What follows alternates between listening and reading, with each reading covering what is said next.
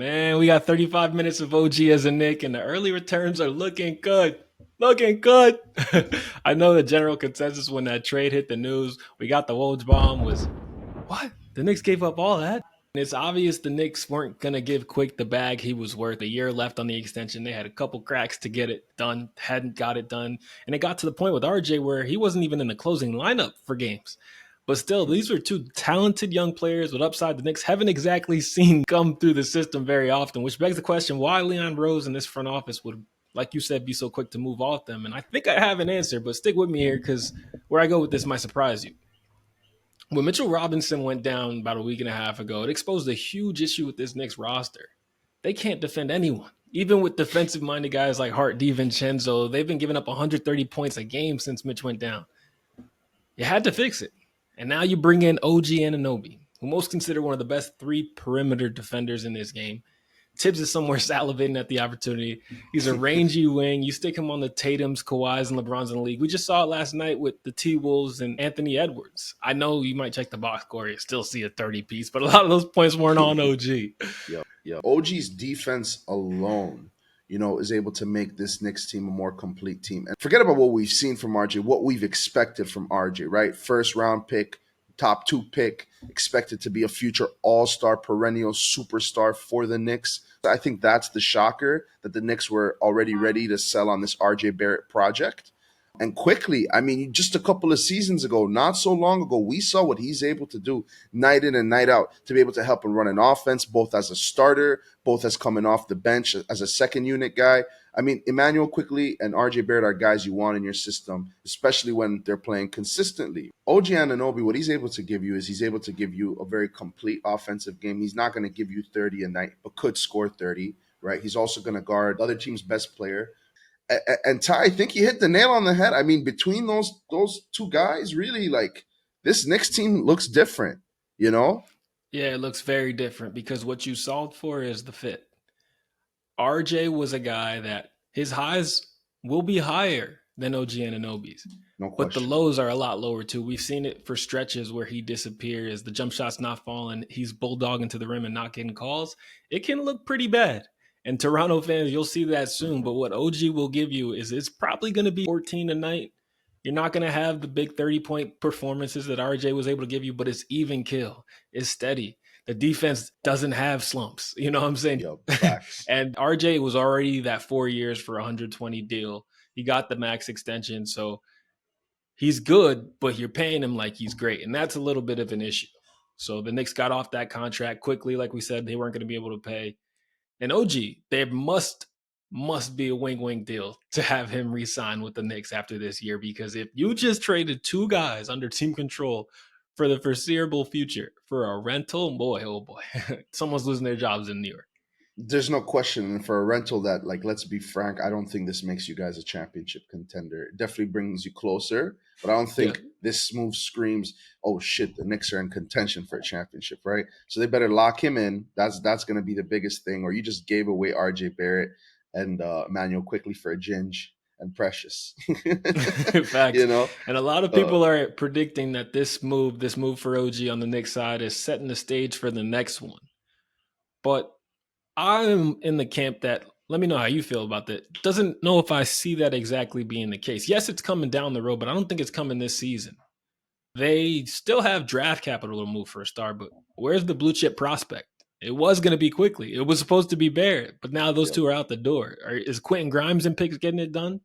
I know Jericho Sims and Deuce McBride ain't getting it done. So I'm starting to scratch my head wondering how we're going to get this deal for this next star this season. Yeah, I tend to agree with you, Ty. I don't see how it's possible. The way I saw it working, honestly, and it really would have taken RJ Barrett to be the guy that you were paying him to be. RJ Barrett isn't going to be your second or third option. Don't be surprised, by the way, if RJ goes to Canada and averages 25 to 30 back points home. a game. You know what I mean? And this is the thing. Who else? Siakam's an all-star. We know that, right? But I wouldn't be surprised if the coaching staff over there in Toronto hand over the keys. You say, RJ, you're the man. Give us 30. 30 for 30. Come on now. And they got Scotty Barnes, who we're going to talk about in Toronto too. But one more thought there. With RJ, like you said, it was 2, 3 maybe years now of Okay, we're just waiting for RJ to take that next step, turn into the guy we think he can be. If that works, then maybe we're actual contenders. Well, you can't keep going in with the same plan if he's showing you that may not Be the happen. So case. you Yep. traded while you're high. And while that hurt a lot of Knicks fans, like you said, watch him get drafted quickly. This one really struck my soul. Yeah, I But felt like that one was too early. you think so?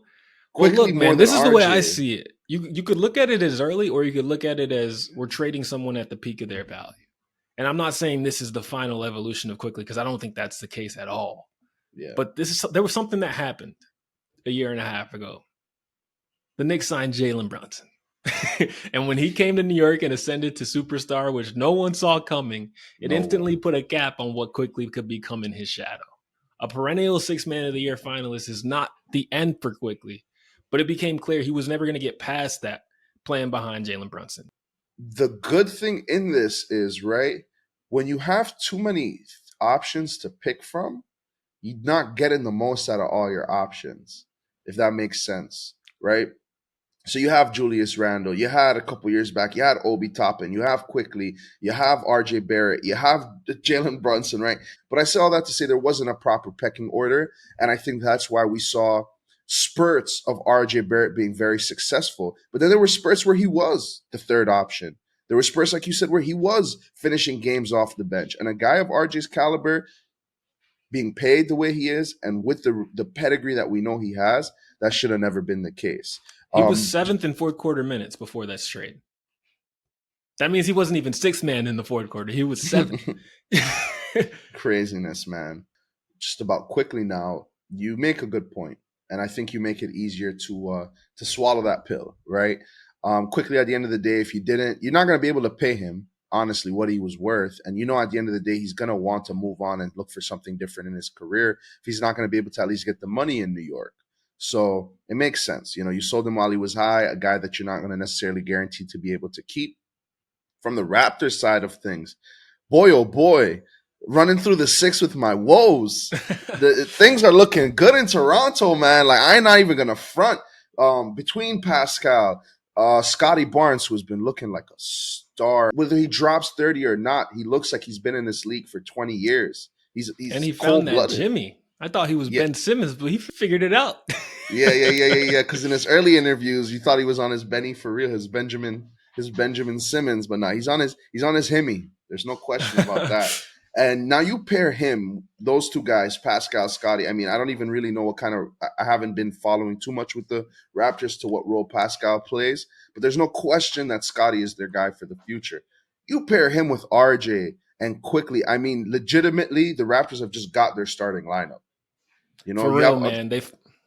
They finally made a decision. They traded OG. I think Pascal is going to be next. We'll see, but the decision is clear in Toronto. They're building around Scotty Barnes. They got a yep. slasher in RJ and a point guard, like you said, that fits perfectly in Immanuel Quickley. Scotty Barnes is one of those do-it-all guys, shoot, dribble, pass, defend, and in a 6'10 frame, which is crazy. And what's interesting is how they're choosing to build around Scotty. They wanted productive players instead of draft assets. This is something Toronto's kind of been known for on the low. They're not the team that's going to hoard up on draft picks and say they are against the rebuild. I don't know if it's because of their market. They got all of Canada on their back. They can't they can't Yeah, afford yeah, to be in the 12th seed in the West, pulling Detroit losing 28 of 28. But if they can develop the way they have been able to develop guys in the past, you think of the names that have came out: Fred VanVleet, Kyle Lowry, all guys that were looked at as like meh, but left with some stain on their name.